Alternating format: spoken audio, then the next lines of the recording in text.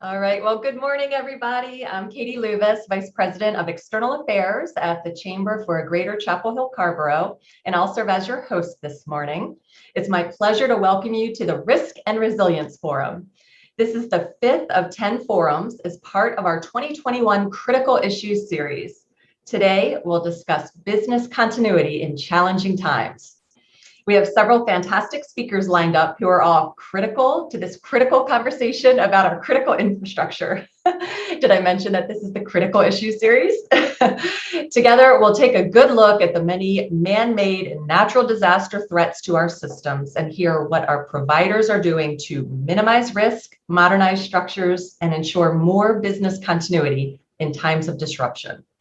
Before we get to the program, a few housekeeping items. First, my colleagues Vanessa Watson and Jensen Anderson are on point for technology and to troubleshoot any potential hacking issues. Chamber President and CEO Aaron Nelson will serve as a presenter and moderator today. I'll monitor the chat. Please post any of your questions or ahas in the chat below, and I'll help tee those up during the Q&A periods. Today's discussion is being recorded, and we'll share the video through the Chamber's YouTube channel.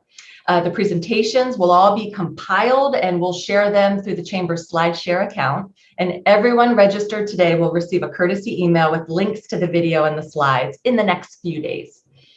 Today's forum is coordinated by the Chamber's Government Affairs Committee. The chair of that committee, Betsy Harris of Armacell, would like to bring you welcome. Betsy? Thanks, Katie, and welcome everyone. I have the pleasure of chairing the Chamber's Government Affairs Committee, which is a group of about 24 Chamber members who volunteer their time to help make Chapel Hill-Carrboro a great place to start and grow a business. Our committee convenes monthly to track policy and advocate on positions covering economic and workforce development, regulatory reforms, and infrastructure improvements. We also guide this critical issues series to connect thinking leaders with leading thinkers on timely issues of the day. Today's session in particular is of interest to me as an IT professional who is a member of an organization who was actually the victim of a ransomware attack back in December. So I'm excited to see where we can help. If you're a Chamber member and you're interested in serving on our committee, please drop a note to me or Katie in the chat and we'll connect with you.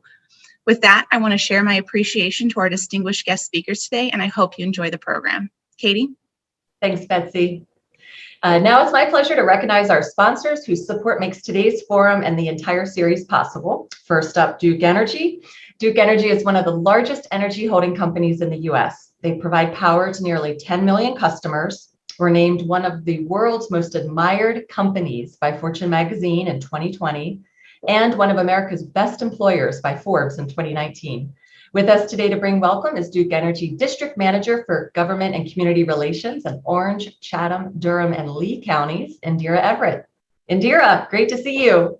Good morning. Great to see you as well, Katie, and good morning to everyone. I'm certainly delighted to welcome each of you to today's Risk and Resilience Forum. Duke Energy is proud to be a sponsor of the Chamber's Critical Issues series. Today's topic around critical infrastructure is quite timely for the company as we prepare for a reliable and cleaner energy future.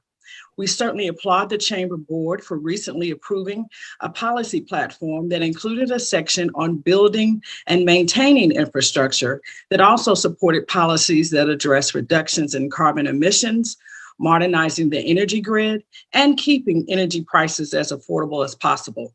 All priorities for Duke Energy as well.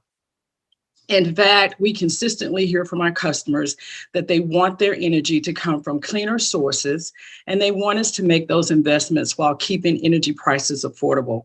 With that in mind, we support our state leaders charting a path forward for an orderly energy transition, one that supports communities and helps ensure the continued affordability and reliability our customers depend on. This energy transition will require a diverse energy mix, including sources like renewables, cleaner burning natural gas, and advanced nuclear, as well as thoughtful analysis and planning to ensure continued reliability for customers. Making sure the grid is resilient is all a part of this plan. And I know my colleagues plan to discuss that today. So again, thank you for your participation and your willingness to learn about these impactful topics. Thanks, Kate. Indira. Thank you. Fantastic. Next, Durham Tech. Durham Tech is the community college that serves our workforce needs here in Orange County. They have a beautiful 20-acre campus centrally located in Orange County near Hillsborough, where they focus services on building the healthcare talent pipeline, supporting small businesses, and providing university transfer programming. With us today is Durham Tech President, JB Buxton. JB, glad to have you. Katie, thank you. Great to be here. And we appreciate, as always, the sponsorship of this really critical forum. We appreciate being a sponsor of this and being involved. The title of resilience in this forum has particular resonance for us because amidst all the resilience in our community over the past year and a half, we've had a lot of our colleagues, a lot of our neighbors who have had to press pause on higher education. But as our vaccinations ramp up and as COVID case count begins to go down, we're seeing a resurgence in enrollment. And part of that is because of the incredibly hot job market we have here. And so whether you think about healthcare, skilled trades, IT, electric line technicians with Adira Ever, we've got jobs that we want to be the pipeline for employers. We also want to be the pathway for residents.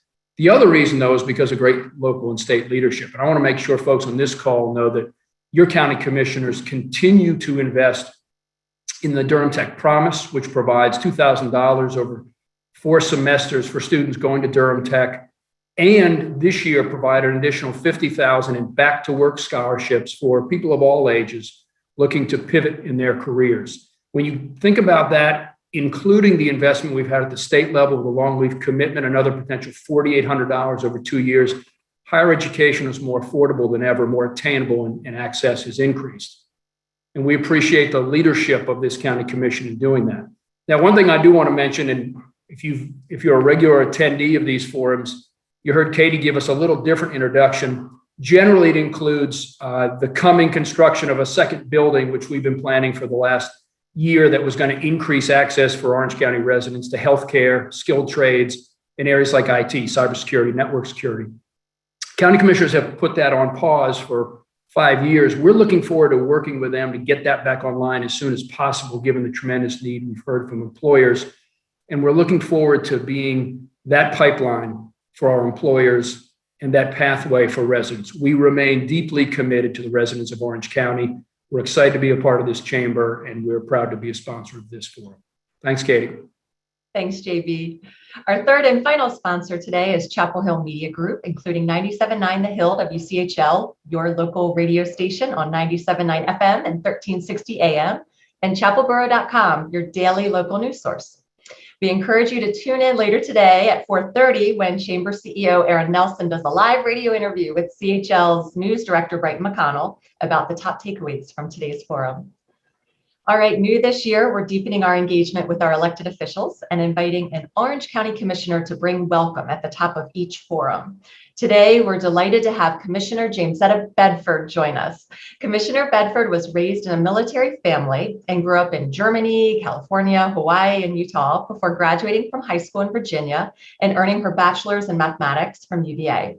She's a licensed CPA with a master's in accounting from UNC and works at a local firm doing tax services for small businesses, trusts and estates, nonprofits, and individuals. She and her husband, Ed, and their 3 children moved to Chapel Hill in 1992 to benefit from the services available for their autistic daughter. Advocating for children and those with disabilities has been a driving force behind Commissioner Bedford's public service, which has spanned more than 2 decades and includes presiding as president of the local chapter of the Autism Society of North Carolina, volunteering with the PTAs, and being elected to and chairing the Chapel Hill-Carrboro City School Board. She is the past president of the Democratic Women of Orange County and was elected to the Orange County Board of Commissioners in 2018. She's in her first term and already promoted to vice chair of the board. Commissioner Bedford, we're delighted to have you join us today for this important Risk and Resilience Forum. Please bring welcome. Thank you, Katie. Good morning, everyone. On behalf of my board colleagues, welcome to the Risk and Resilience Forum. As a professional advisor for local small businesses, nonprofits, and residents, and as an elected official, I have an interest, like all of you, as business people and residents, in today's topic of risk and resilience. You may recall that the county's IT department and services was victim to malware in March of 2019, which impeded our work and services for a few weeks. Fortunately, other counties and offices shared resources and hosted Orange County immediately in critical areas like DSS Child Services, the Health Department, and the Sheriff's Office. That experience highlighted the need for additional training, additional cybersecurity, and improving our emergency planning. The current COVID-19 pandemic has highlighted a number of social and economic issues, including the lack of broadband and internet access in large parts of the county, limiting access for students, businesses, and for telehealth appointments. Most of us advocate that internet access should be considered as a necessary utility versus a nice-to-have convenience.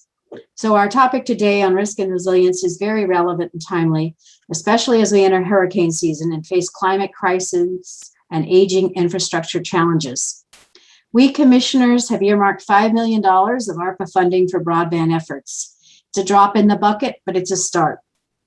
We will discuss how to spend the remaining ARPA funds in late fall after a quarterly budget update.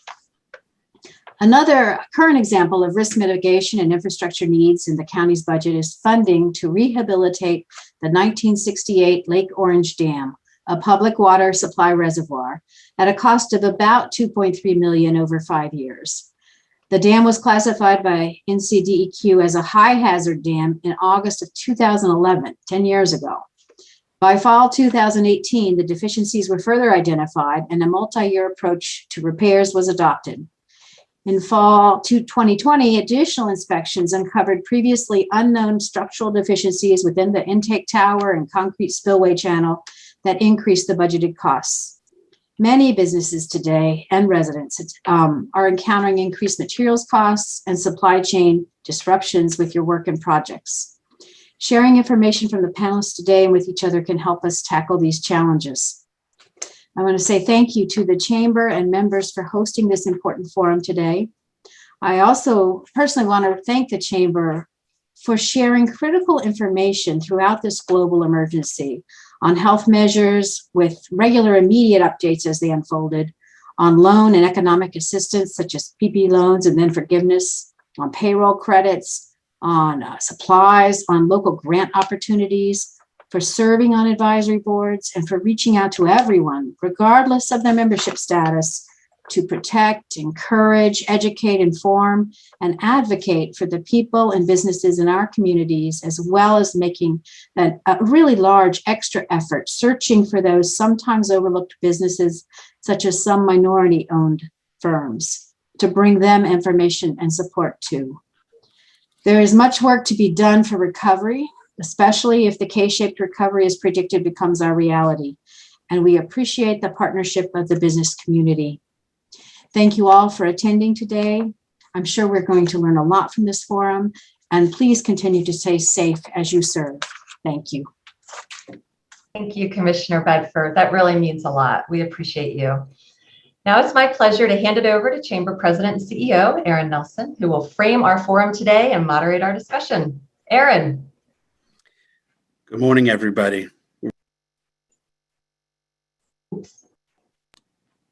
We are very glad to see you all here, and I'm very excited about this conversation that we are going to have. As you all know, it is not if, but when the next natural disaster or man-made disaster is going to come its way in our community. This used to be a thing that I thought of as happening in other places, that we would see a tornado in Joplin, Missouri, or a flood in some other town that just wiped out their downtown, and it took a month for them to recover. As you all know, we watched in Texas the storm of 2021 that led to electric grid operators losing control of the power supply, leaving millions of people in extended blackouts and many customers with skyrocketing bills. And then we watched it be compounded because it was winter, right? Where their pipes froze and burst, and then when it thawed, they flooded. An absolute crisis in the state of Texas. In Chatham County, there was a cyber incident. So not that far away, a thing that when we see the Colonial Pipeline, we think of that as maybe an attack on a private sector. And we're very excited today to have folks from Chatham County to talk to us about what happened to them and how they chose to recover. And then we don't have to look so far back into Chapel Hill and Carrboro history to take a look in 2017 and 2018 with the water crisis that we had. If you all remember, in 2017, we overfluorinated what's called a clear well, as I understand. We're going to hear from OWASA in a minute. And then we had a pipe burst, and OWASA and the health department issued a do not use order, which led to the evacuation of our hotels, the cancellation of athletic events, major disruption in our community. And then in 2018, a pipe burst out in front of OWASA, and we learned that a hole in the ground in Carrboro can drain all of the water towers in the town of Chapel Hill and Carrboro and cause our university and our healthcare system into crisis. Our hospital began planning the largest mass evacuation of patients anywhere. We began to think of every ambulance in the state of North Carolina being summoned to move our patients to every hospital in the state of North Carolina and Virginia, and came hours away from that happening as water pressure dropped very quickly in our community. An extraordinary crisis. So today, now that we know that these crises don't just happen in Joplin, Missouri, and don't just happen in Texas, they happen in communities like ours, we wanted to focus on risk, resilience, and hear from the experts about what they are doing to make sure some of what we've seen in other places doesn't happen here, and some of what has happened here doesn't happen here again. So we're going to divide into 3 areas, looking at energy, water, and cyber today. We're going to hear reports on infrastructure, utility, service providers, risk, resiliency, what they have underway in order to strengthen our system and to make sure that if there is a crisis that we're able to recover first and recover quickly. So first up, we are going to talk about the grid with Duke Energy. We have 2 representatives with us today from Duke Energy. First is going to be Jeff Brooks. He is the Power Delivery and Grid Improvement Communications Manager. He oversees external communications and media strategy for Duke Energy's grid initiatives across 6 states. We're grateful that he's joining us here in Chapel Hill today. He's the primary media spokesperson for grid-related measures. Jeff shines when the weather gets bad. He's the company's chief storm communicator. He's a guy who likes to drive on the roads when the roads are really bad, along with his line worker colleagues to make sure that we get our power restored. We also have Duke Energy's Director of Government Affairs for Energy and Environment in North Carolina. That's going to be Mark McIntyre. Previously, Mark was the air quality engineer in power generation. He was a water engineer in strategic engineering. And he had been the Environment and Energy Policy Director. He spent nearly a decade as an environmental regulator, and then now works for the utility Duke Energy, helping them. He brings international experience. He worked in the Middle East and the Pacific Rim as a consultant. We're glad now to have you here in North Carolina. So Jeff, Mark, we are grateful to have the 2 of you with us. Look forward to you sharing your update. Thank you, Aaron, and appreciate the invitation. My son is named Aaron, so that's like one of my favorite names. So I'm very fond of it.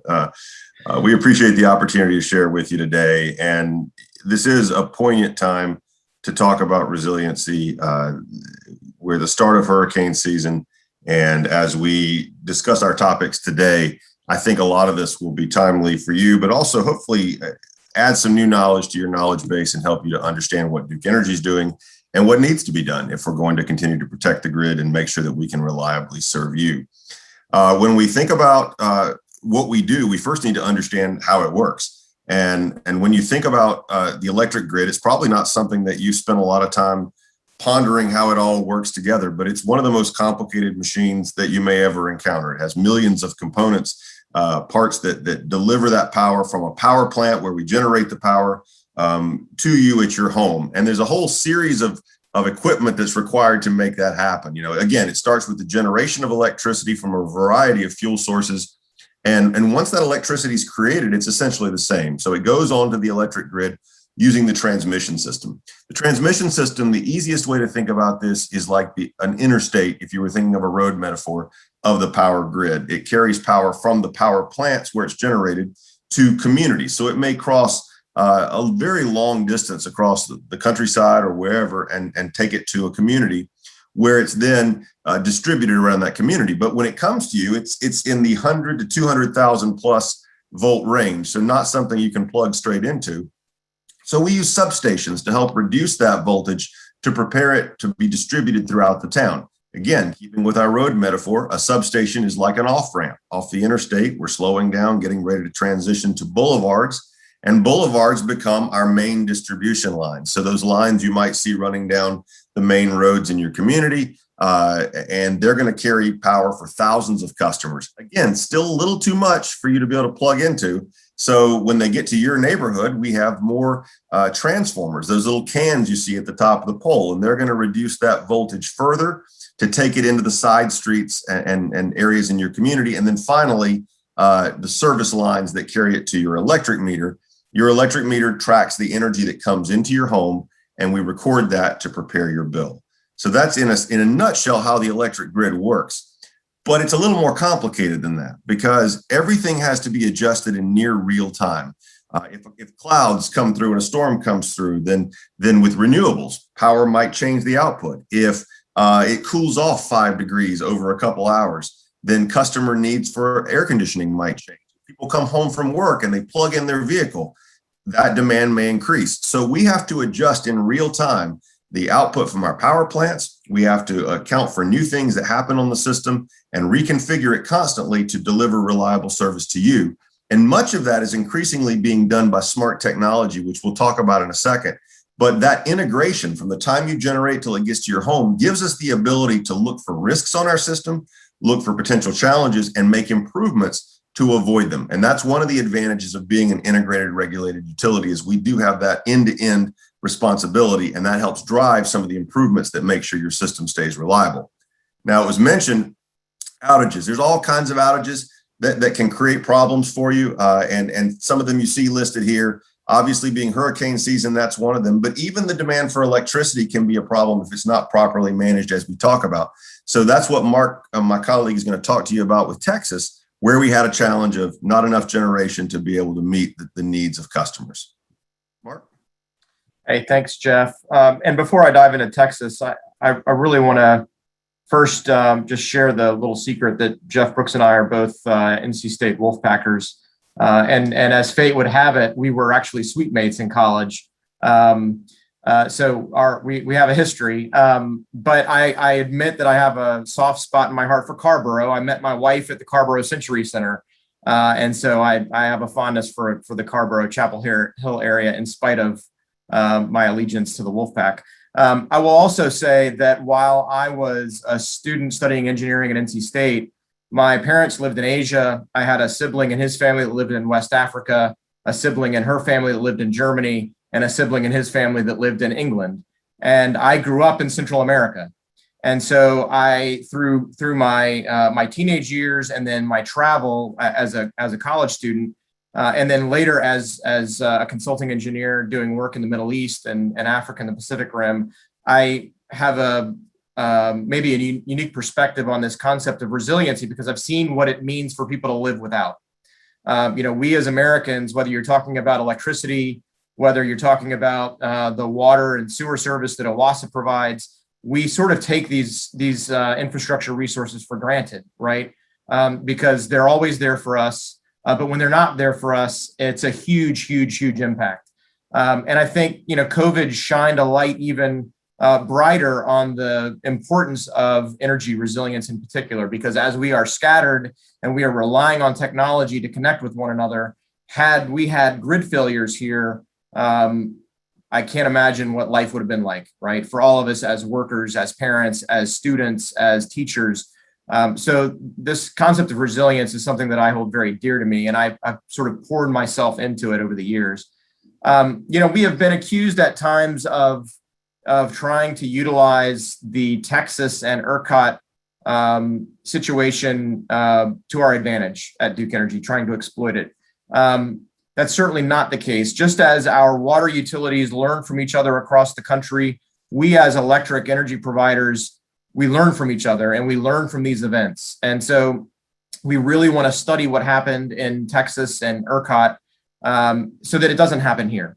I will say that there are some pretty significant differences. So ERCOT, for folks who don't know what ERCOT is, think of ERCOT as Texas, right? So ERCOT is essentially the grid operator for Texas. And Texas is a deregulated energy model.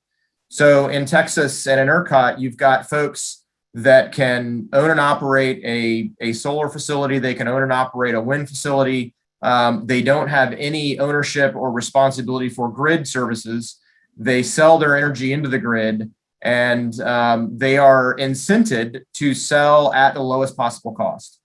And so because they are deregulated, you have a market that doesn't necessarily incent things like weatherization, right?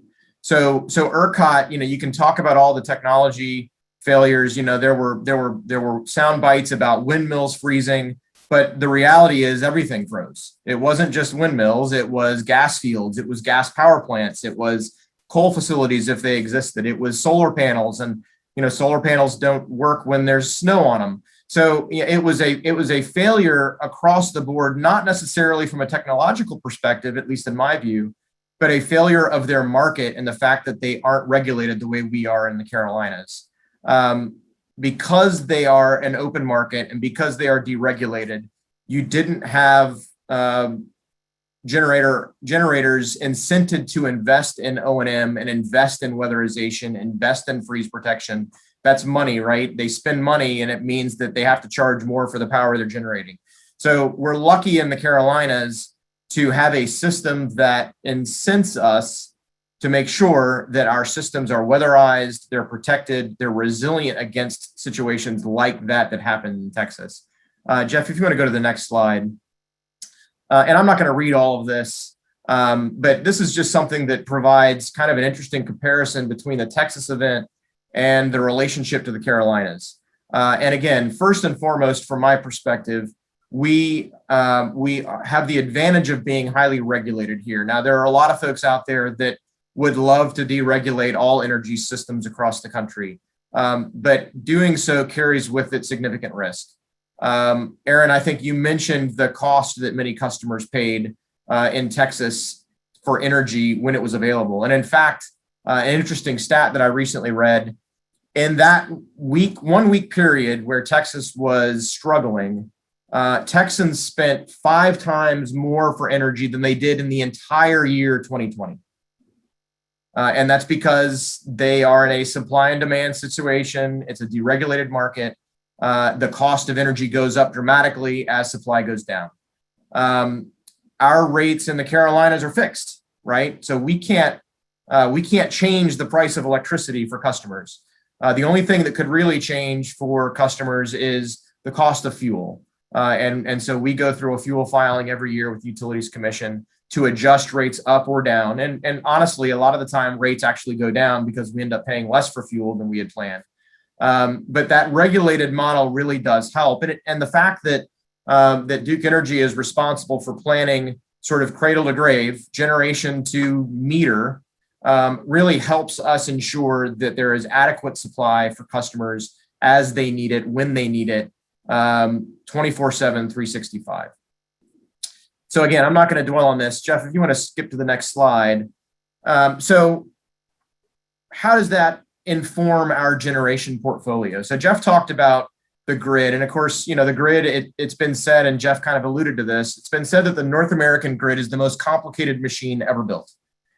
And so as you think about your car, right? When you take your car into the shop for service, you don't use it, right? It gets put up on a jack and somebody works on it while it's not being used.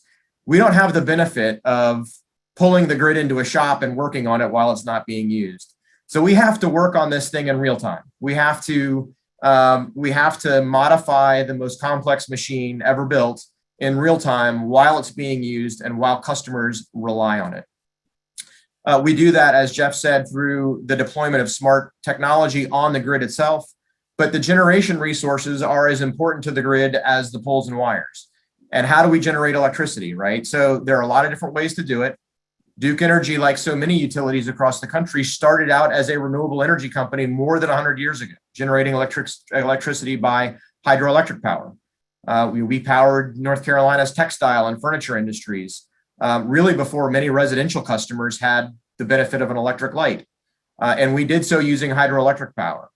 But like the rest of the country, and indeed the rest of the world, as the demand for energy increased, you had to find high density fuels to deliver electricity to customers in a real-time basis. And so the country relied on coal. There was a tremendous effort to build coal-fired generation in the 40s and the 50s and the 60s, all the way to the 80s. And as Duke Energy has sought to decarbonize the Carolinas generation mix, we're looking for cleaner sources of electricity. Customers are asking for cleaner sources, but they're also asking for that energy to be available 24/7 and cheap, right? They don't want to pay any more than what they're already paying. So we're looking for ways to do that. Solar is a huge benefit to North Carolina. North Carolina is number 3 in the country in solar energy. We've got more panels than virtually anybody else. Only Texas and California more. So we're doing a lot to decarbonize the grid, but we've got to do so in a way that keeps energy affordable and reliable. And I think, Jeff, you've got maybe a slide or two to close us out. And we'll be around to help answer additional questions if there are any about all this stuff. So, Jeff. Thank you, Mark. And this will, just for about 30 seconds, I wanted to show you this. This is kind of all the things Mark said about the ways we keep the grid reliable, the way we help to move towards a cleaner energy future requires us to make intentional improvements to the grid. And we use a lot of advanced data to help identify where the right place to do that is. But those improvements center around improving reliability and resiliency. So avoiding outages by upgrading poles and wires, placing outage-prone lines underground, and then making the grid more resilient so that if we do have interruptions, that they can recover very quickly compared to a multi-hour outage that could affect thousands of customers. We're also strengthening the grid. We recognize that physical and cyber threats are real. We're going to hear more about that, I think, from some of our partners. And we have to take steps to make sure our essential systems are protected. Also from severe weather. Hurricane season is one of our big causes of major disruptions. So we're taking steps, especially in coastal areas that are experiencing flood. We've seen historic flooding in some parts of the state. So we've actually added flood protection around our substations in those areas and made other improvements. And then, of course, we want to shift to cleaner energy options. And that means building a grid that can support the two-way power flow that comes from distributed technologies like solar, battery storage, electric vehicles. We know that many of you want to engage in those types of technologies, and we want to transform the grid so that we can enable that in a way that keeps your system reliable, but also allows these technologies to flourish. And of course, at the end of the day, it's to give you more options and control. And the last thing I wanted to show you was just that self-healing technology is one of my favorite things. And we're building this in your area. And this technology automatically detects power outages, reroutes power to other lines to get power back on faster. So think of the GPS in your car that says there's an accident ahead. Take this side street to get around it and you'll be on your way. Well, self-healing technology does that. And we can reduce the number of customers impacted by an outage by as much as 75% and can often restore power in just a few seconds. So if you want a glimpse at the future, this technology that can help us do this, that can monitor the system, look for maintenance opportunities ahead of an outage, and help to predict the challenges we're going to face ahead, this is where we're headed. And so it's an exciting time, and we'll be happy to answer your questions as we go forward. I'll pass it back to you, Aaron. Jeff, Mark, that's extraordinary. That's really helpful. Can you talk a little bit about two-way power? One of the things that we hear a lot about from customers interested in solar or other things, or from you all, is that your grid needs changes in order to accommodate people putting power in or taking power out. What does that mean? That's right, Aaron. You know, when we think about power traditionally for 100 years, and Mark kind of alluded to this, our evolution, power has flowed in one direction, typically from the power plant where we generated it to your home. Now we have a system where you may want to come home and you know, you've got solar panels on your roof, you've got battery storage at your home, perchance. We have electric vehicles out on the system that do draw power from the system, but one day might contribute power back to the system. And when we think about that, suddenly that diagram, that schematic that you saw, instead of power going in one direction, it's now flowing in multiple directions. And that can be a great thing because it distributes our generation across the system, but that can be a challenging thing because it distributes our generation across the system. So it's harder to manage. Changes, as I mentioned before, have to happen in near real time. So if we have a lot of renewables and say clouds come over, the system has to reconfigure itself almost instantly to make sure it can accommodate that and then adjust as it goes. That means that we have to improve the capacity of power lines. That means we have to add more intelligent, smart switching systems that can figure out the best way to move that power, just like the city does to try to figure out how to avoid traffic jams. And we have to anticipate where those pockets of growth will be. If it's in an area where we don't have a lot of robust system, maybe a rural area, then we're going to have to make infrastructure improvements to get that power where we want it to go. That will be particularly important when you think about some technologies like wind, if it were offshore, or adding more and more private generation that adds those dynamics onto the system. But that's what we talk about when we talk about two-way power flow. I would just add, Aaron, real quickly that, we also have to think about the variety of customers we have, right? So we've got residential customers who love to take advantage of rooftop solar. That's a good thing. But then we've got precision manufacturers that are also customers. And if they're connected to a circuit that has a high penetration of particularly solar energy, they're really worried about slight sags in voltage. And as clouds go over solar panels, voltage sags. And if we don't have upgraded equipment, they can experience an interruption in their precision manufacturing. And obviously, from an economic development perspective, that's a very bad thing. So it's a complex issue, and the needs of different customers make it even more so. When you worry, tell me what you worry about. Like hurricanes, I mean, we've been worrying about that for a while. Is there any new worries that keep you up? Well, cyber's on the list today, right? So I think that's a big one. We saw what happened with Colonial Pipeline. North Carolina is serviced by a single natural gas pipeline. And while we are proud of how much solar energy we have on the system, and we're eager to deploy more, and we're really interested in wind. Duke Energy is a huge wind company outside of North Carolina. We want to get batteries on the system. You've still got to have what we call dispatchable load following resources that deliver energy when the sun's not shining, when the wind's not blowing. And the most affordable, cleanest way to do that today is natural gas. And if the Transco pipeline were to go down, it would have an immediate effect, not just on manufacturing in North Carolina, but it would have an immediate effect on electric customers, because we are meeting load, particularly during peak and during nighttime and early mornings with natural gas. North Carolina's peak electricity demand is before the sun comes up in January, historically, over the last 3 or 4 years. And unfortunately for us, all the solar panels on the system really aren't providing any energy capacity at all during that particular peak. And so we're reliant on natural gas today. Hopefully there'll be new technologies that we can deploy that are zero emitting from a carbon perspective. But if Transco were to be hacked by a cyber criminal, similar to Colonial, it would have an immediate effect. So that's the thing that keeps me awake. I would just say for me, it's, you mentioned I'm a storm guy. So storms, we have looked at the data. The storms are increasing in frequency. They're increasing in severity. And we've seen 2 500-year floods in Eastern North Carolina over the last 5 years. So when we think about the state as a whole, you can go to Greensboro and ask them. Certainly, they seem to get hit by every single hurricane, no matter where in the state that it is.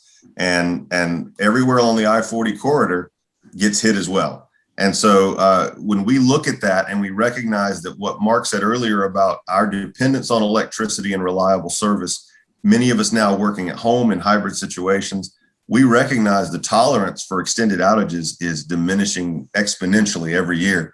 And so we have to make sure that we're making improvements to strengthen our grid to prepare for these extreme weather events so that we can keep the system up and running, because not only us depends on that, but you know what?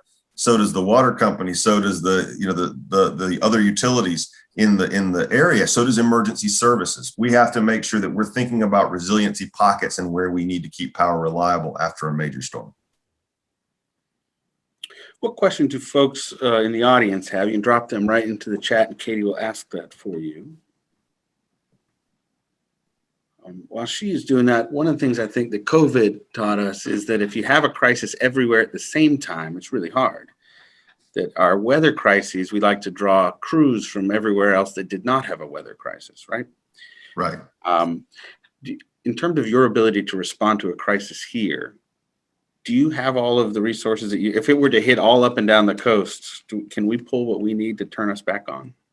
one of the advantages of the scale of our utility is our storm response resources. So if you think about our reliance on the crews that we have locally, and there's about 6,000 or so that we can pull from the region, from the states, the Carolinas. And then when you look broader, we do get resources from other utilities, but one advantage that we have is we have crews in the Midwest, Ohio, Kentucky, Indiana. We have crews in Florida. So in most cases, all those areas are not going to get hit at the same time. So we can move company resources ahead of the storm often using our modeling technology to figure out where we need to place those crews. And then they're here to help. And then beyond that, we do have great relationships with our peer utilities where we can pull resources from other utilities to assist. But it's that scale of our company to be able to pull from the Midwest, to be able to pull from Florida. We've done that in almost every major storm in the Carolinas we've experienced over the last few years. And that makes the difference in a storm that can be restored in, say, 2 to 3 days after a big hurricane, or 4 to 5 or 6 days if you didn't have those resources. One of the questions that was just asked in the chat is, what is the future of nuclear? Jeff, I'm happy to take that one. Great. So as folks are probably aware, we have a robust nuclear power fleet in the Carolinas. Duke Energy operates 6 nuclear power stations across the 2 states, 3 in each. So in North Carolina, we operate the Brunswick nuclear facility in Southport. We operate the McGuire facility outside of Charlotte, and then we operate the Harris nuclear facility here in Wake County. And as customers, we get about 50% of our energy in the Carolinas from nuclear power. And so nuclear has great advantages, right? Nuclear is zero emitting. It doesn't emit carbon in particular from a climate perspective, but it also doesn't emit NOx, which is the precursor for ground level ozone, which causes asthma. It doesn't produce sulfur dioxide. It doesn't emit really anything else. So great advantages, but as folks are aware, it's spectacularly expensive to build nuclear power facilities today as they were imagined 30, 40, 50 years ago.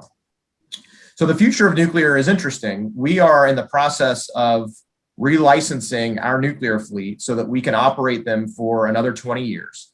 Most of our facilities have license expiration dates in the 2030s and 2040s.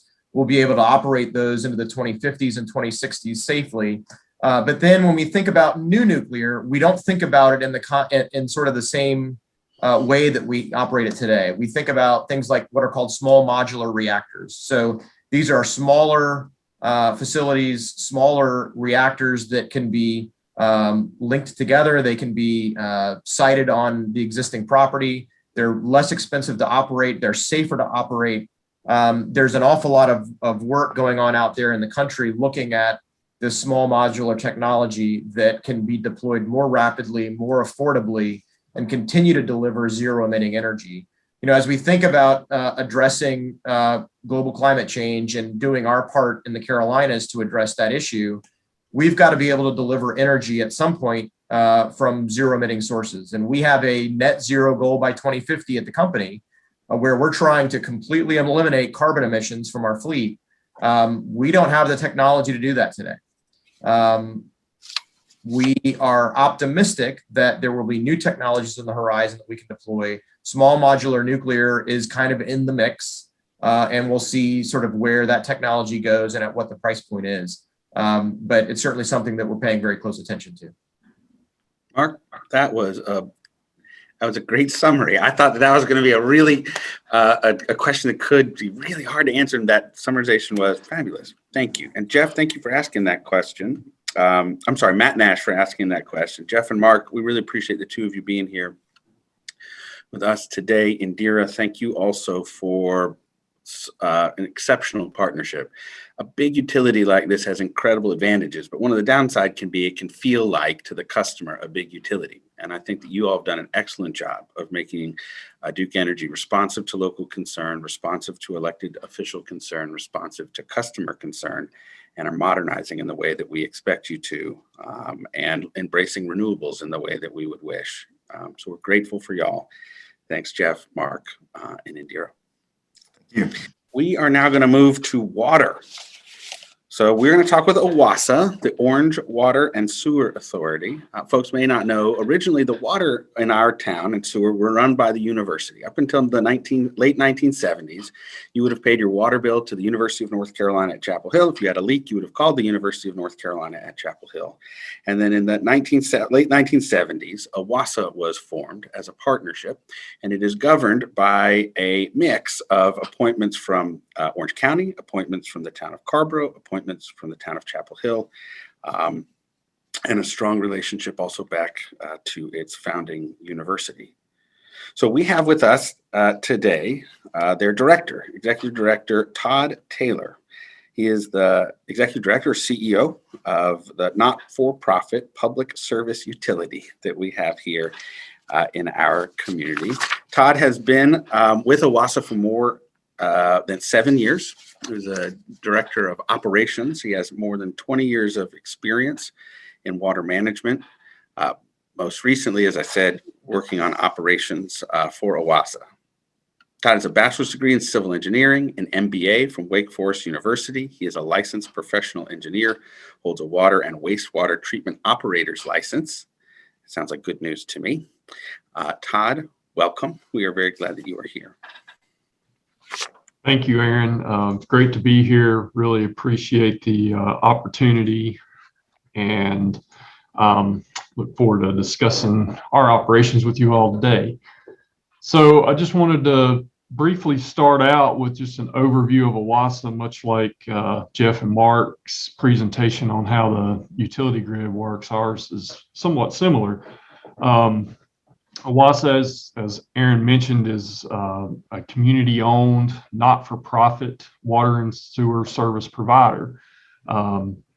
We serve Chapel Hill, Carrboro, UNC, and a small portion of unincorporated southern Orange County. Let's see.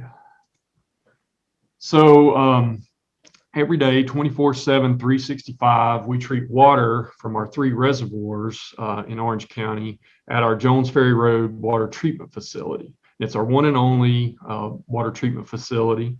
And then we deliver it to our customers' homes and businesses through a system of nearly 400 miles of pipe. And that's enough pipe if you stacked it end to end to reach from here to Cleveland. So that's quite a bit of pipe that's in the ground here. And when our customers get done with using the water, they send it back to us, and it's not quite as in the pristine state as we gave it to them. So we collect all of that wastewater through about 350 miles of wastewater collection pipes, and it runs through that piping and 21 pump stations to make it down to our one and only wastewater treatment facility, which is down on Mason Farm Road. And then we release it back into the environment there at Morgan Creek, which discharges into Jordan Lake. So you've probably heard the saying that leaders are forged in the fire of crisis. And while I'm certain that the raging inferno of COVID-19 has created many leaders within the small business community, I began my job as the executive director last July in the middle of this global pandemic. And our offices were closed. We had some staff that was working remotely, but most still needed to report to facilities in person under numerous precautions to avoid the spread of COVID. Our revenues were down 12% over the last year due to the university and the school system being closed primarily, and a number of businesses. We had inflated costs due to limited supplies, as you all are probably experiencing. But I love a good challenge, so I jumped into this and have really tried to take it all in stride. I think constantly about risk, as I'm sure many of you do, and being a provider of essential services to the community with health and safety ramifications creates a whole suite of potential risks to mitigate. So I just want to go through a few of those. You know, the recent experience we had with the pandemic resulted in no service disruption, so we're really proud of that. But we were concerned throughout this with our ability to staff facilities 24/7, 365. That was a major concern for us, and to be able to respond to breaks and things like that if we had a number of employees that were sick or under quarantine. So we faced the challenges that many of you do in this economy right now. I think you heard earlier about recruiting and retaining employees is a major challenge. We have a number of vacancies at the moment, which concerns us again about our ability to provide our services, just making sure we have adequate staffing. As will be discussed in the next presentation, cybersecurity is an increasingly important to us in maintaining all aspects of our service to the community, the reliability of our service, billing, support for construction projects. All of those could be impacted if we had a cybersecurity incident. And many of those have hit close to home. We've had incidents in Chatham County, Orange County, and the city of Durham in recent years. And cybersecurity isn't just important to OWASA, but for our suppliers as well, as recently experienced with the Colonial Pipeline. You know, OWASA needs chemicals, fuel, pumps, motors, and more to keep our water flowing.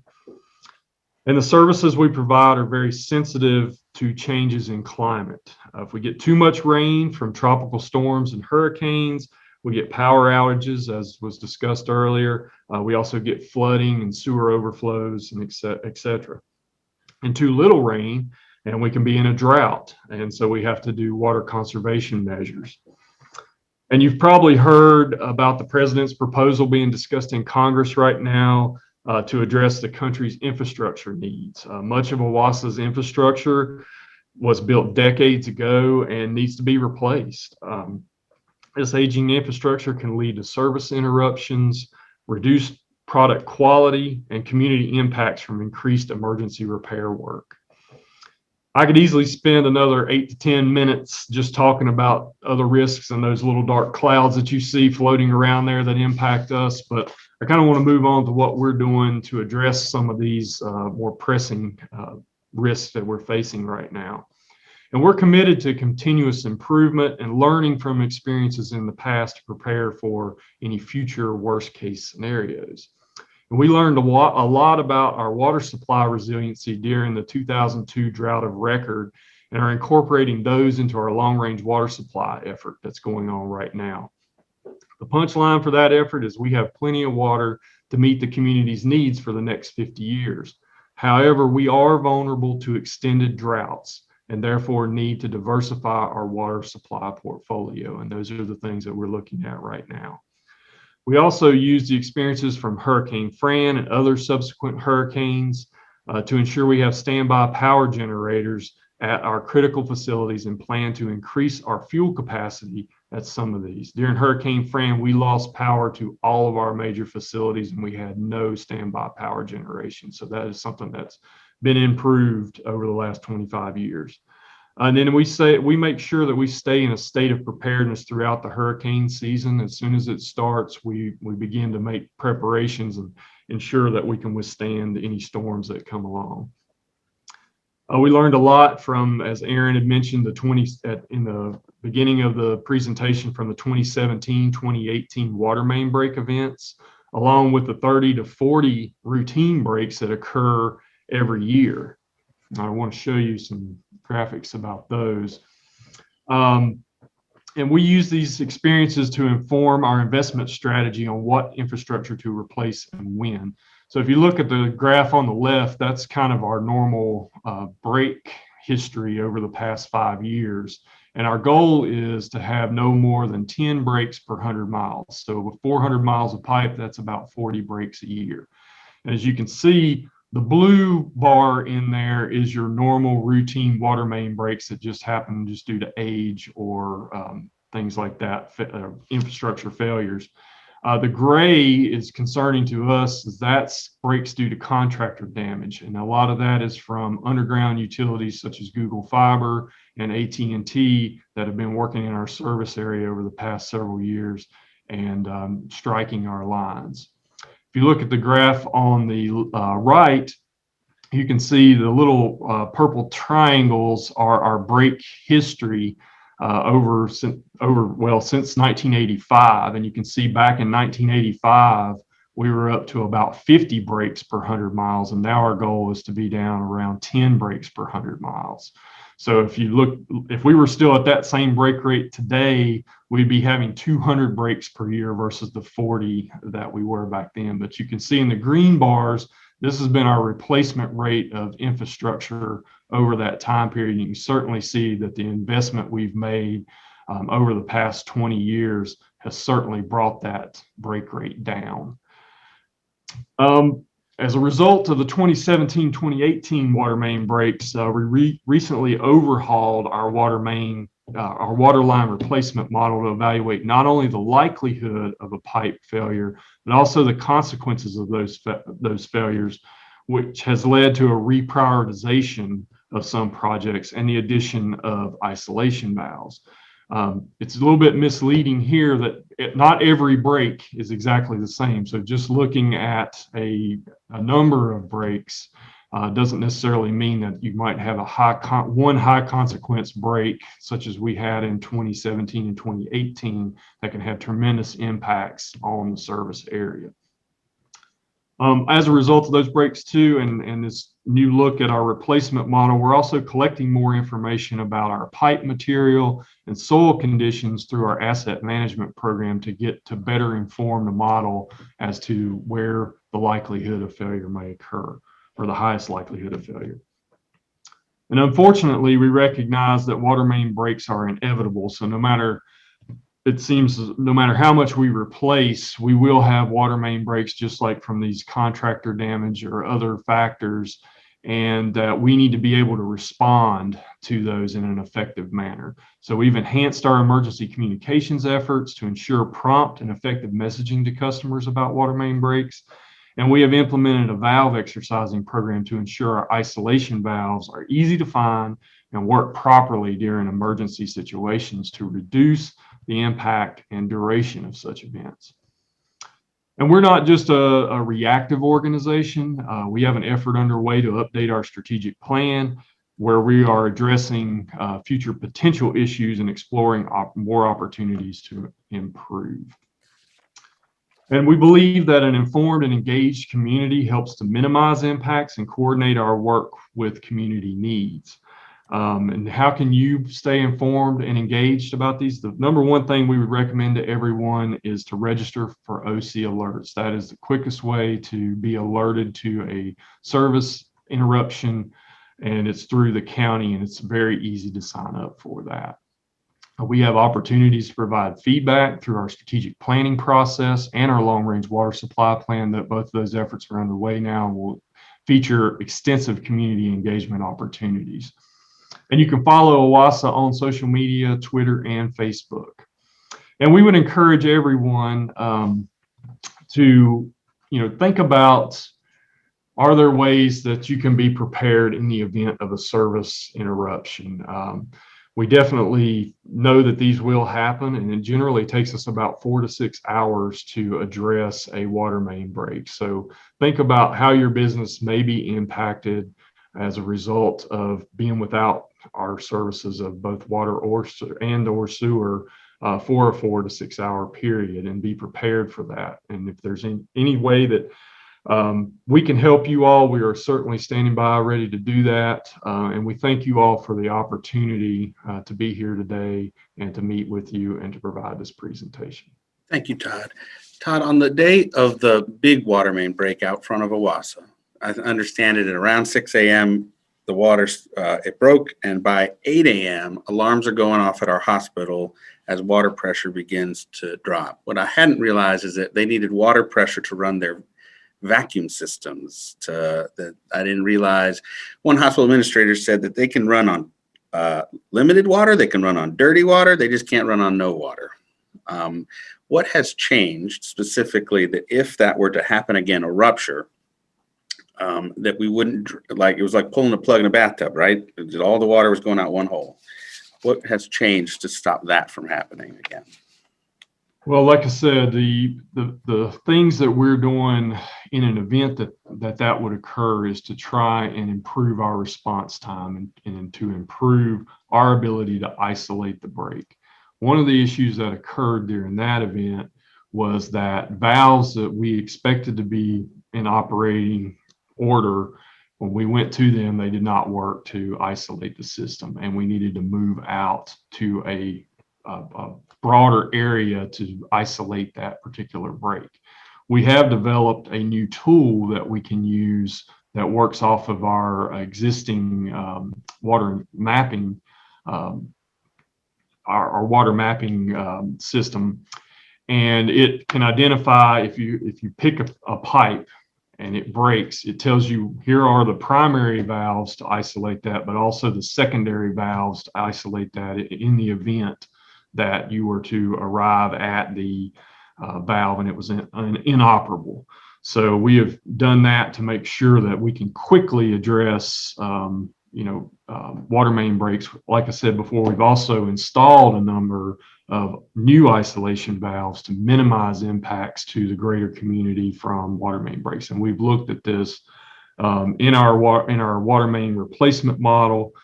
And we have also looked at the consequence of failure, so that a pipe burst in front of the plant is a much higher priority than maybe one out in a residential area, so that we can look to address those more frequently. They may be replaced instead of waiting 50 years. We may have a more frequent replacement scenario for those pipes. I think we'd never contemplated until it happened. Like, what would happen if your fire hydrants had no water in them? What would happen if your fire suppression systems had no water in them?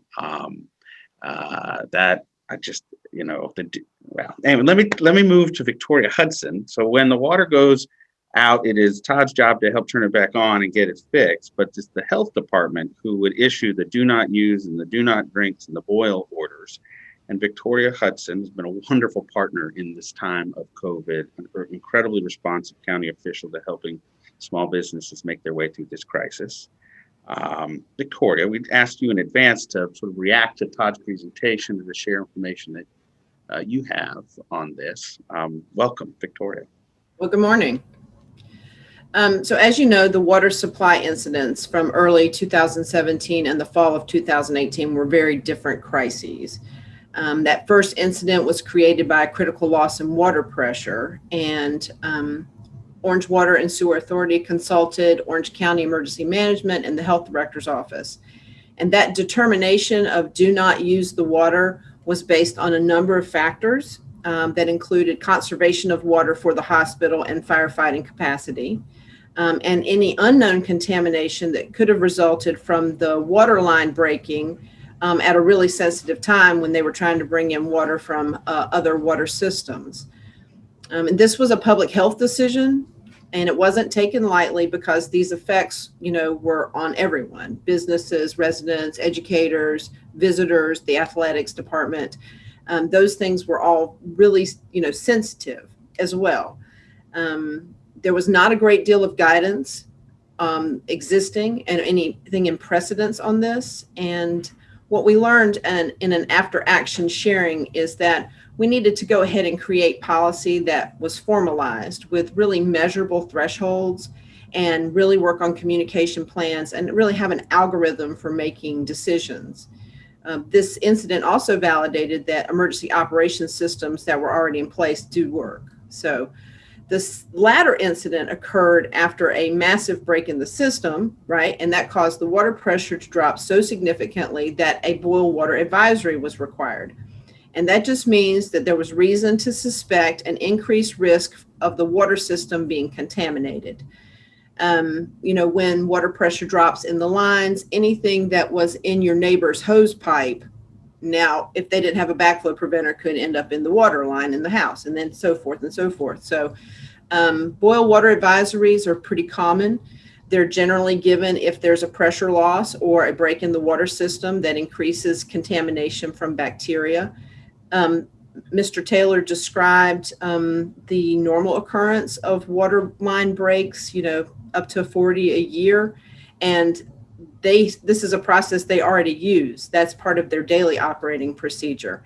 And the boil water advisory was, of course, in connection with what the health director wanted for a public health standpoint, but it would have been normal because it was a water line break anyhow. It just happened to be in a place that affected like the entire system. Again, this is standard practice. And from that experience just 20 months prior, those threshold decisions and the communications plan, they did occur the way we planned it. And however, we've been able still to fine tune that algorithm where we worked with businesses, venues, and institutions that really have different water supply needs. We made a map. We really work on the mapping. We're very interested in what Mr. Taylor is talking about, some new isolation points. We conducted hazard analysis and a review of existing requirements on institutions to have emergency water supplies. And what we already knew about temporary accommodations already commonly used for like fairs and festivals, something that would be a temporary like hand wash station using bottled water. Plus some of the larger businesses like the Food Line Corporation, they already had variances with the state of North Carolina to use trucked in water that transported water. And so we learned a little bit about how all that worked. And so we've been able to put together some hazard mitigation resources, such as a standalone water emergency framework based on the type of business. And just prior to COVID, we haven't been able to really do it, but we put together the idea for a beta test that aligned clusters of essential businesses with a known water supply. And an example of this, what I would give is like, let's say that there's a place that is a brewery that already has a lot of tanked water. We could possibly align them with, 10 businesses close by. And that would be something that maybe could keep a sustained amount of water, even in emergency type operations for at least a childcare to be open, or some of the essential businesses like food and meat markets and things like that. And what we know for sure is that folks crave information. The unknown is so worrisome to people, and the health department communicators work really closely, extremely closely with the town's public information offices, OWASA's information officer, emergency management. We have countless methods of extending communication, which is mindful of inclusion, literacy, and linguistic appropriateness. We want everyone to stay connected. I cannot advocate the same way Mr. Taylor just did about being connected to something like OC alerts, and to plan for the unplanned. I mean, everyone who talks to you about preparedness, they say basically the same thing, have 72 hours of water. Like, where are you going to keep that? But anyway, food businesses and childcares can even write and implement plans, very much like the Food Line did, that gets either approved by the local health department or DHHS, so that water outage does not always have to equal closure. And that's all. No, Victoria, that's wonderful. And we appreciate you using sparingly the do not use. The do not use was very difficult, right? It meant that if you can't wash your hands, then you have to close your restaurant. And the possibility now that you all contemplate that people could have water on site, and that a boil order or a do not drink might allow them to continue to operate safely with a good plan. I'm encourage all the businesses out there, when we hit these crises, Victoria, Mr. Taylor, everybody's going to be communicating, and please listen to the information no matter where it comes from. In that last crisis, I remember calling a restaurant and saying, hey, you've got to shut it down. And the restaurant said, Aaron, I do not recognize your authority to tell me so, and I shall wait till the health department lets me know that.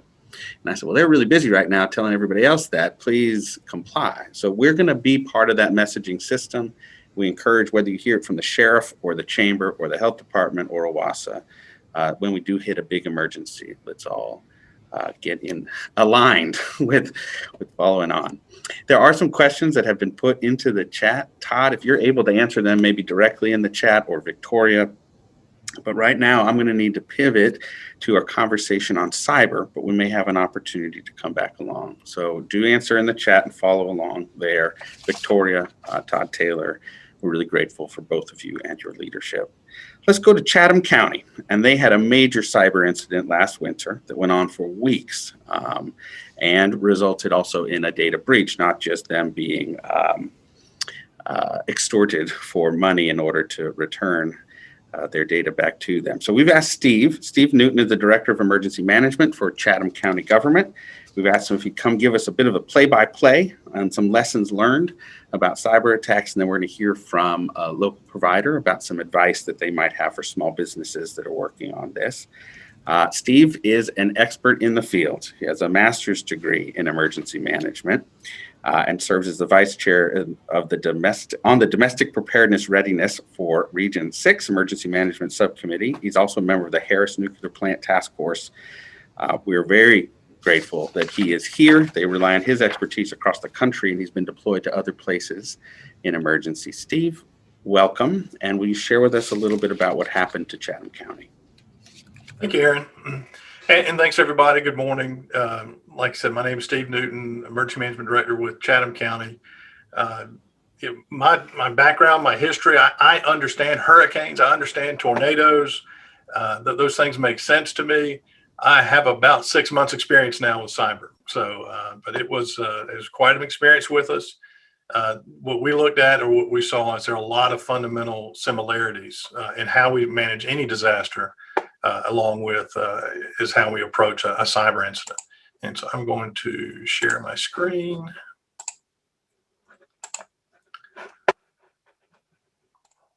And we'll jump right into it. So for us, Wednesday, October 28th was the D-Day for us, D-Day plus zero. It's when our incident happened. And just to put it in context, that was the 14th day of early voting. We had 6 days just prior to. Steve, we don't see your slides yet. Oh, okay. I'm sorry.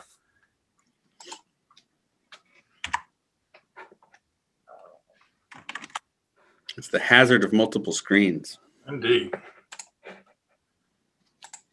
There we go. Okay. Great. All right. 6 days before and we were in our 237th day of responding to COVID. And so that morning, indicators of compromise, which we'll define in a minute, but we saw activity on our network that should not be there.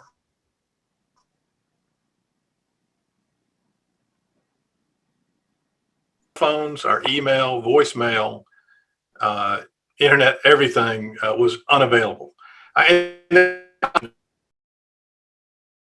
All right, can you hear me? We can. Let's try again. Okay.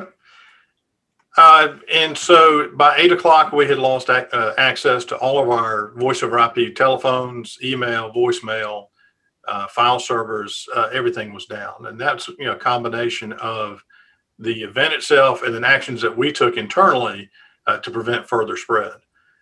We met early on with our IT department, Management Information Systems, and we determined that the county's EOC needed to assume responsibility for continuity of operations, continuity of government, and really in traditional IT services, and that allowed our IT department to focus exclusively on this problem. And that really benefited us and allowed them to focus while we try to put out all the other fires.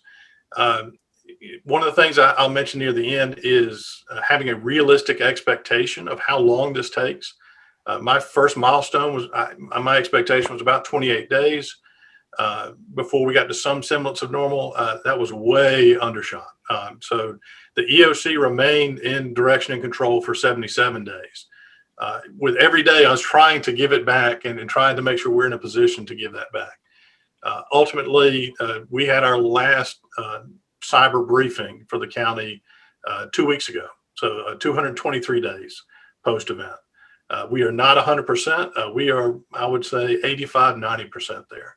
All right.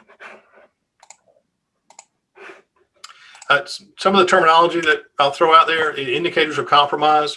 How will you know? How will you know that the attack is taking place? And it's not always as clear cut as you have a ransom note on a screen on a computer and somewhere in your fleet. It may be that your normal services and systems are just slowing down. We have devices that monitor traffic coming in and coming out, and that's one of the ways that we detected this attack. As again, we saw data leaving our network that should not be leaving at 3 o'clock in the morning. We've coined a term RAMP, RANP, recognition, alert, notification, protection. These are that first step. If you're going to invest time, at least invest time in how will you recognize indicators of compromise? How will you be alerted at 2 o'clock or 3 o'clock in the morning that this is happening? Who will you notify within your organization and within your vendors and your work group that helps you? And what initial steps will you take to protect your network? That unplugging everything may not be the correct answer, but having thought that through, again, not at 3:30 in the morning. The risks that we faced were encryption and data breach.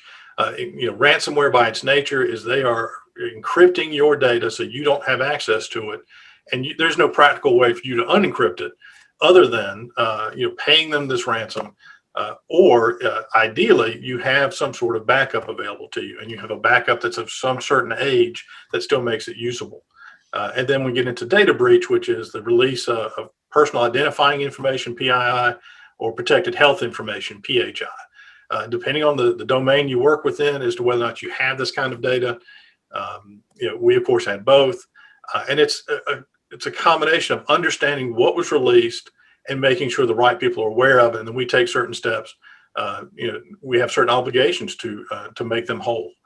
And then we get into continuity of operations, and then for some of you, you also have the same challenge that we do of continuity of government and mission essential functions. Mission essential functions are the things that our organizations do that have to continue. 911 has to continue. A response to the sheriff's office calls has to continue. EMS, first appearances for arrests before a court. All of those things have to continue. But we also have to prioritize them. We will restore them. What do you restore first? And that goes into a continuity of operations plan. And that's so we're not, there's not a debate between 17 departments as to who's more important at that moment.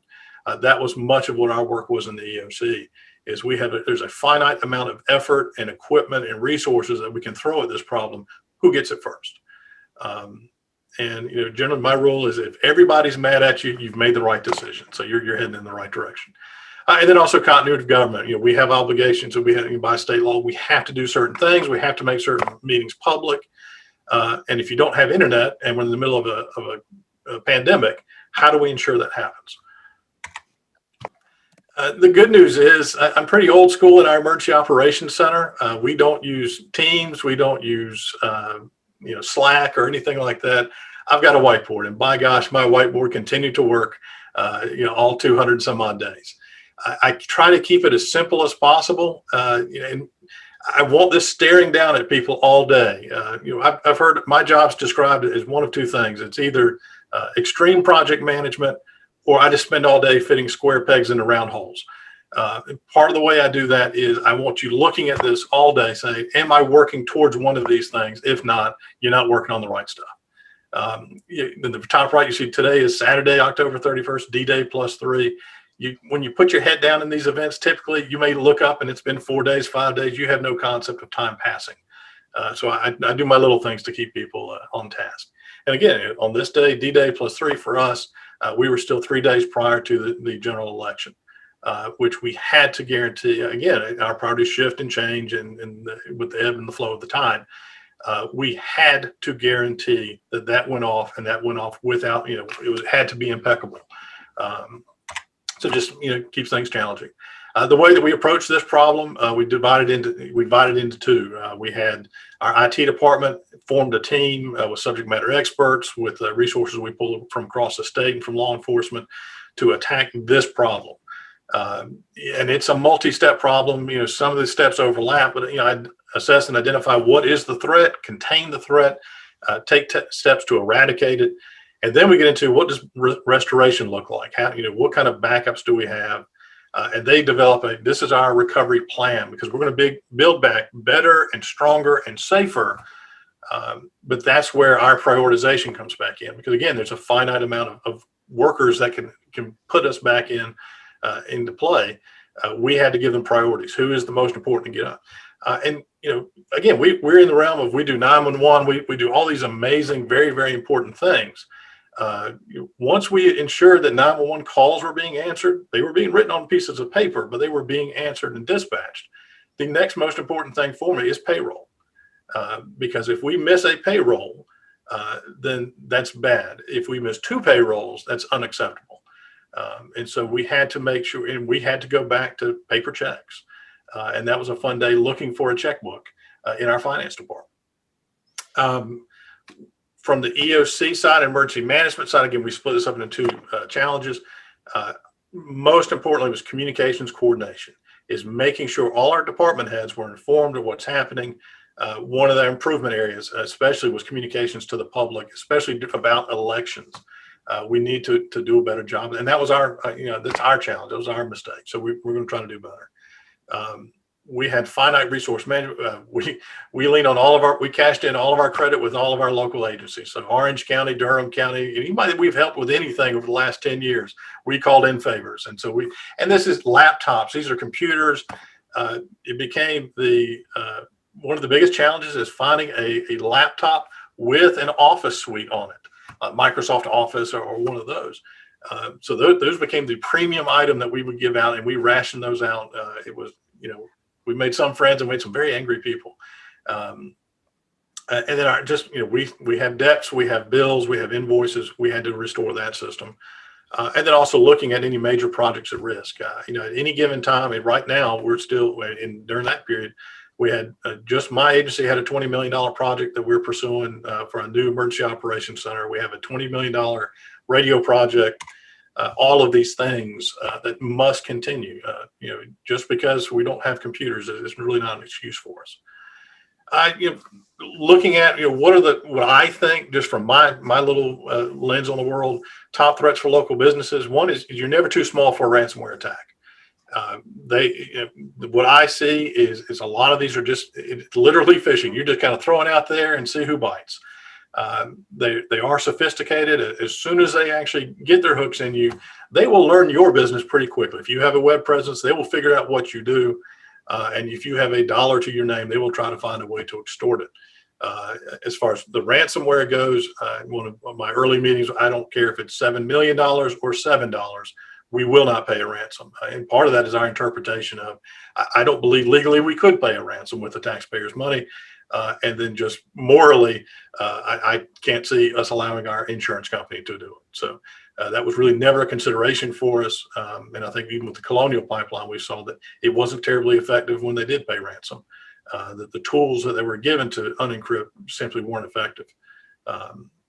You all face insider threats, whether or not it's malicious, whether or not it's intentional.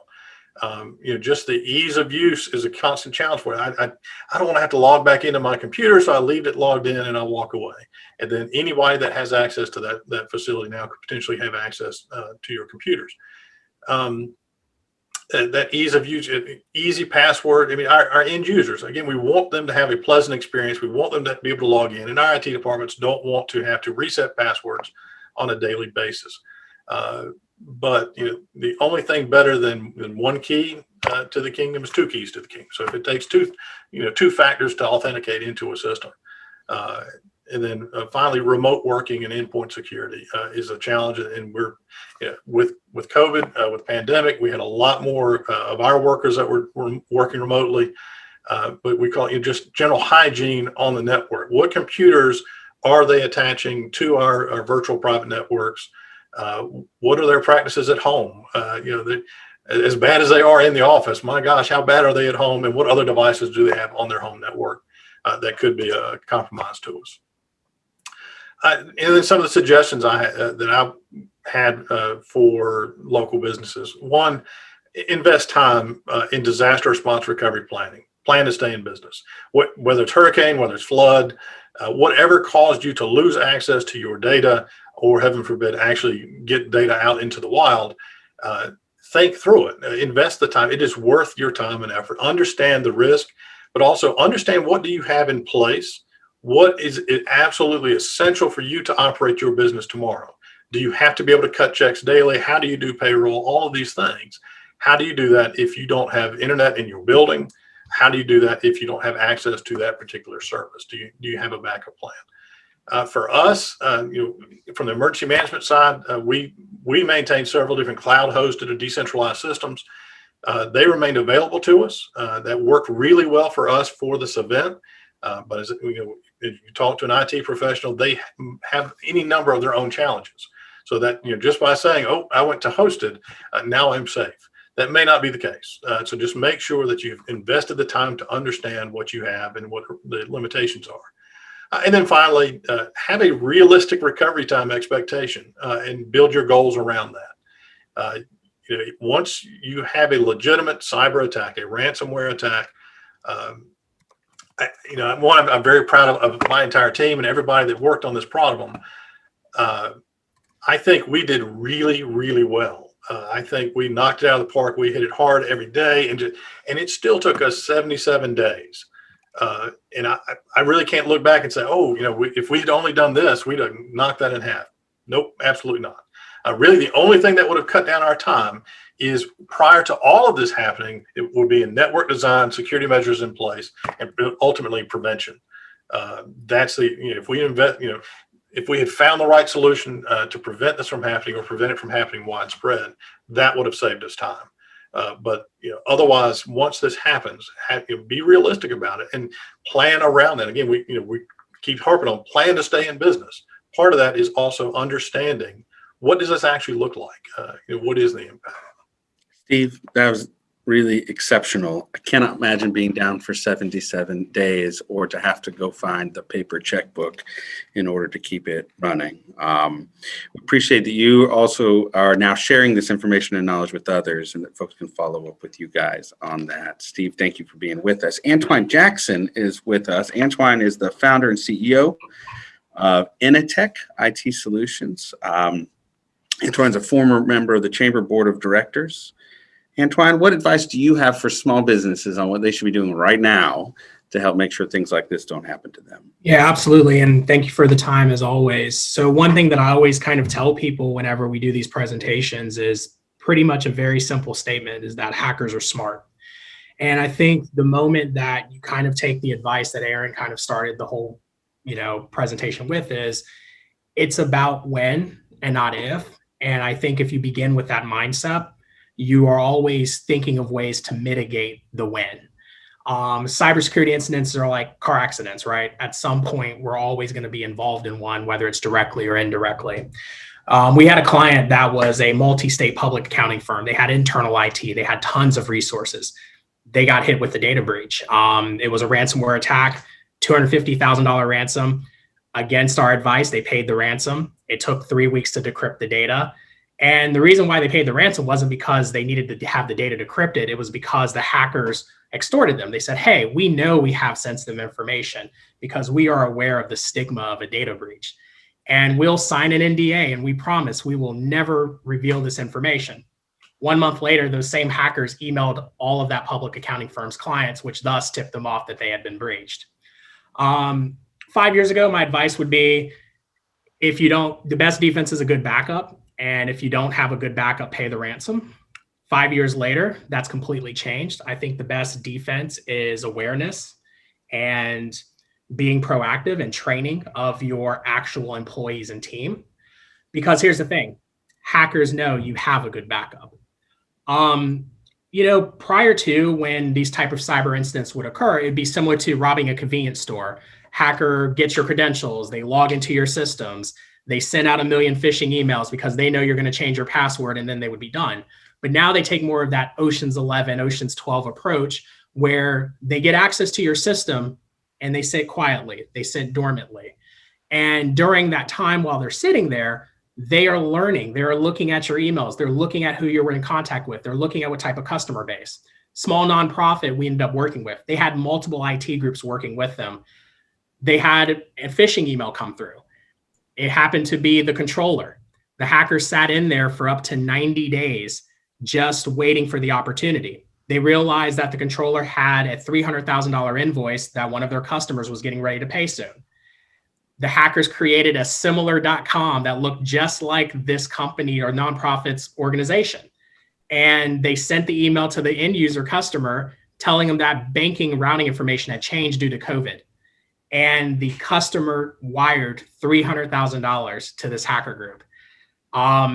We reached out to the quick time check. We need to wrap up. Beg your pardon. Sorry. And so anyway, So the one thing that I will tell people are a couple quick, easy things. Password complexity, not using the same passwords on every platform, and most importantly, using multi-factor authentication. I think if you do that, that will make the world of difference, and get cyber liability insurance. Antoine, I'm so grateful that you've been our partner and worked with us for so many years on this. Congratulations on the growth and strength of your company. Y'all, he is a great resource, Initech IT Solutions, and Katie had dropped information on that. We're going to send follow-up information to all of you in this call with links to presentations and resources. But we're going to move now to closing to end time. Katie Luvis. Want to thank everybody for joining us today. It was a terrific event. I'm going to keep these final remarks tight because we are out of time. So I want to thank our sponsors, Chapel Hill Media Group, Duke Energy, and Durham Tech for making this event possible. Our speakers who put forward fantastic, informative presentations. Please join us for our next forum on July 22nd on workforce development. And with that, we are adjourned.